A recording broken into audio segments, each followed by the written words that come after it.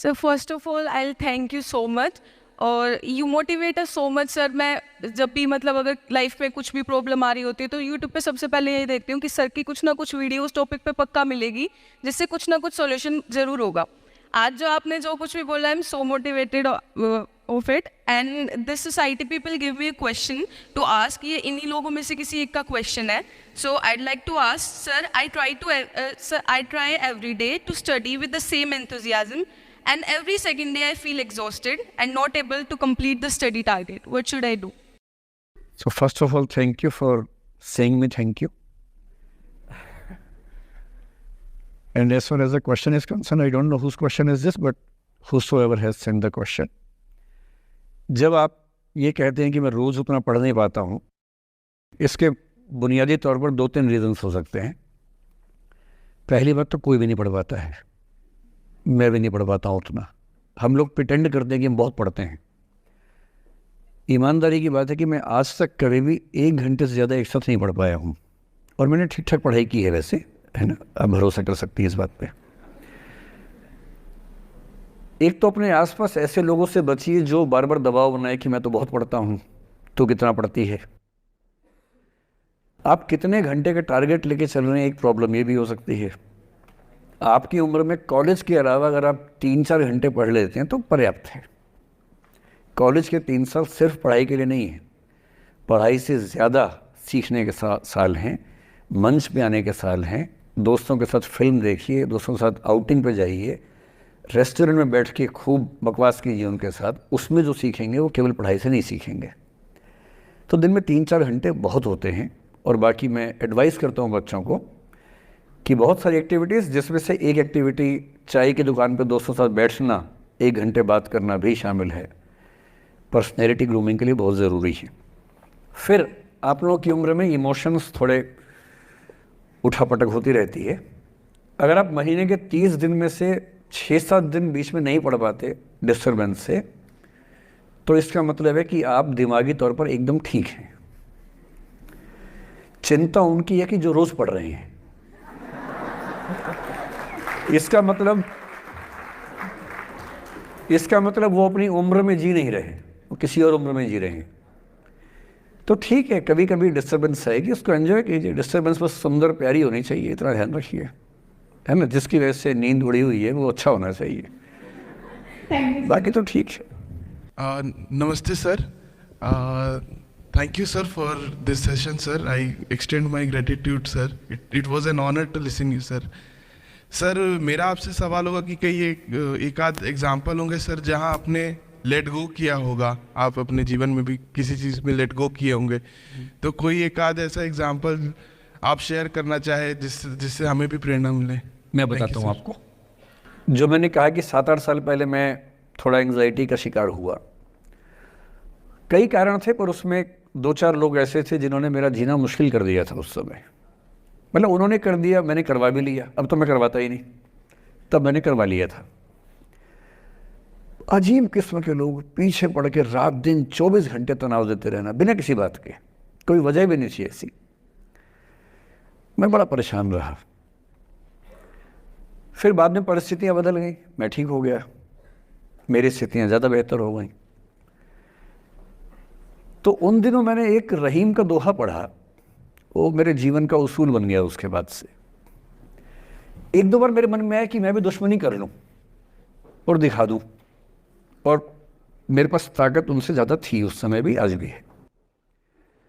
और अगर मैं किसी के उकसाने पे उसके जैसा हो गया तो जीता तो वही।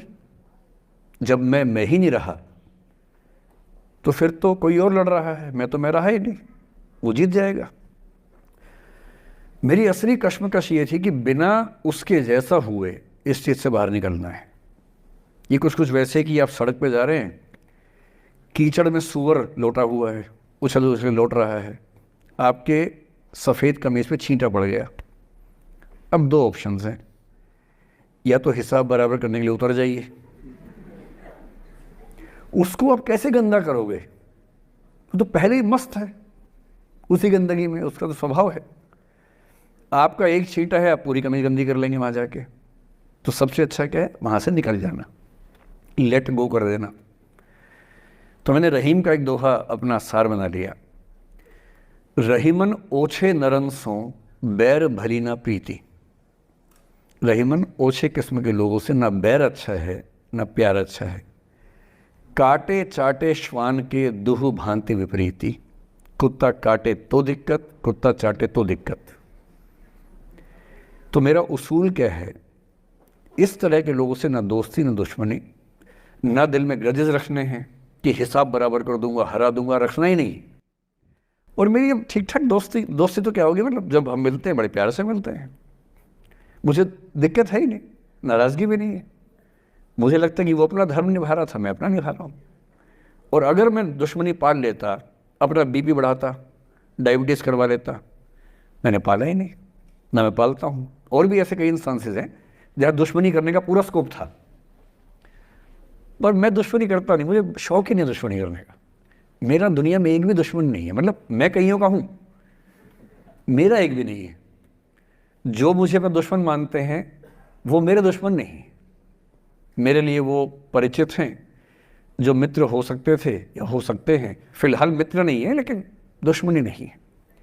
और अगर दुश्मनी कभी हो भी जाए ना, ये ध्यान रखना है कि बाद में दोस्ती हो सकती है। बशीर बद्र ने कहा है, दुश्मनी जमकर करो लेकिन ये गुंजाइश रहे, गर कभी हम दोस्त हो जाएं तो शर्मिंदा ना हो। ये मैं ध्यान रखता हूँ हमेशा।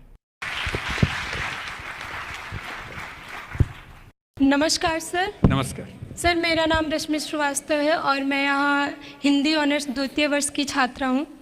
सर, सबसे पहले तो मैं आपको बहुत बहुत धन्यवाद देना चाहूँगी सर। आपसे मिलकर बहुत अच्छा लग रहा है मुझे और ये मेरे लिए बहुत बड़ी सौभाग्य की बात है।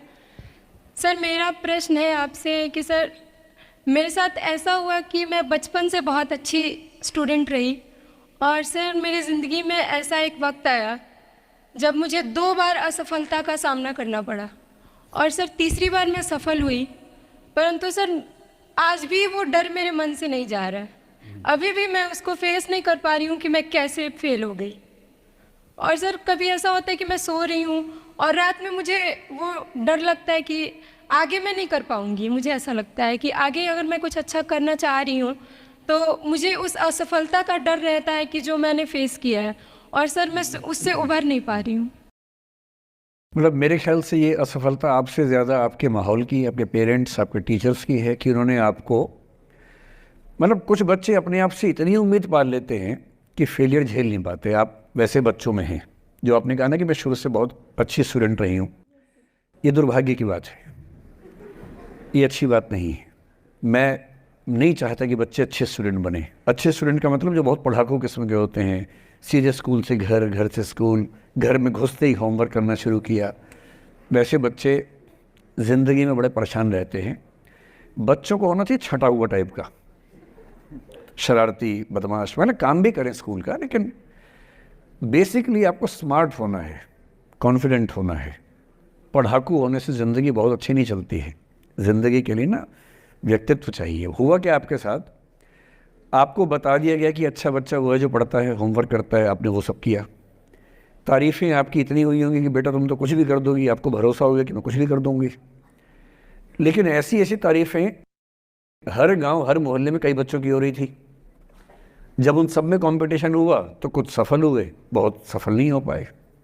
तो जो सफल नहीं हो पाए उनको बहुत बेचैनी हुई। आपका सौभाग्य है कि अब तीसरी बार में सफल हो गई। कई ऐसे लोग हैं जो कभी सफल नहीं हुए ज़िंदगी में, उनको भी तो जीना है।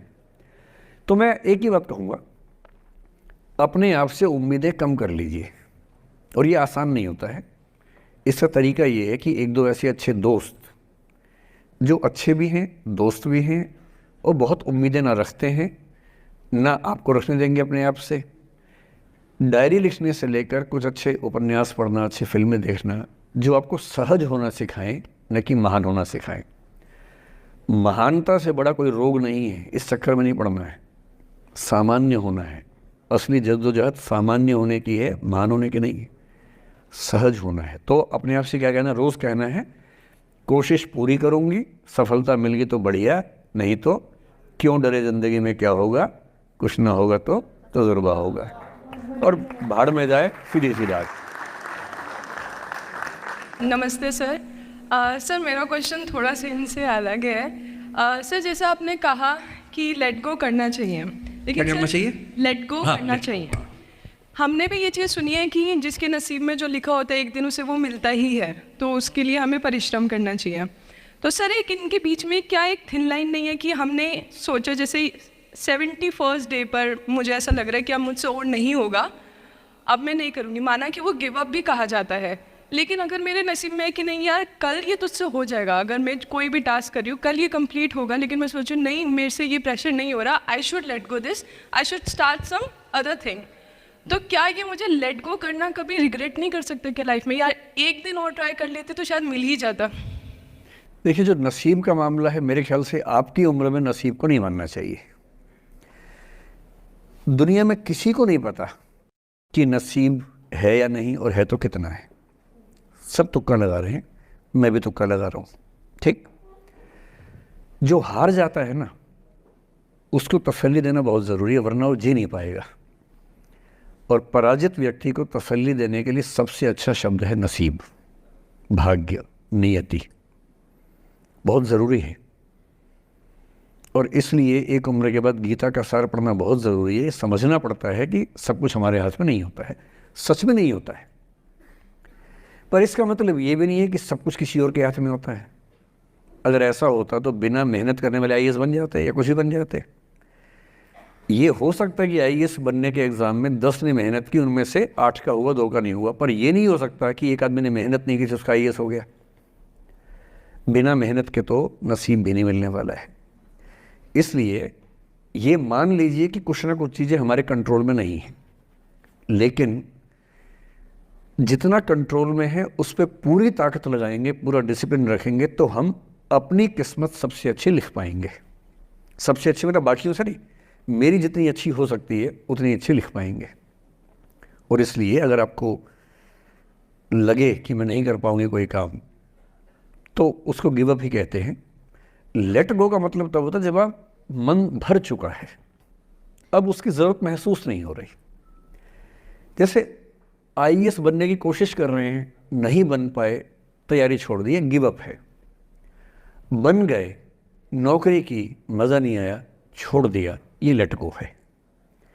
लेट गो करने के लिए पहले हासिल करना पड़ता है, या हासिल होने से पहले उस मनोभूमि पर पहुंचना पड़ता है जहां हासिल होने का सुख आपने महसूस कर लिया और उसमें मज़ा नहीं आया, ठीक ही है, औसत है, तब छोड़ दिया। इसलिए आपकी उम्र को शोभा नहीं देता कि हम नसीब की बात करें, ये शोभा देता है मेरी उम्र को। तो 30-40 के बाद नसीब, भाग्य, नियति चलेगा। फिलहाल कर्म पे भरोसा कीजिए, मेहनत, डिसिप्लिन, और मोटिवेशन से ज़्यादा महत्वपूर्ण है डिसिप्लिन, ध्यान रखिएगा।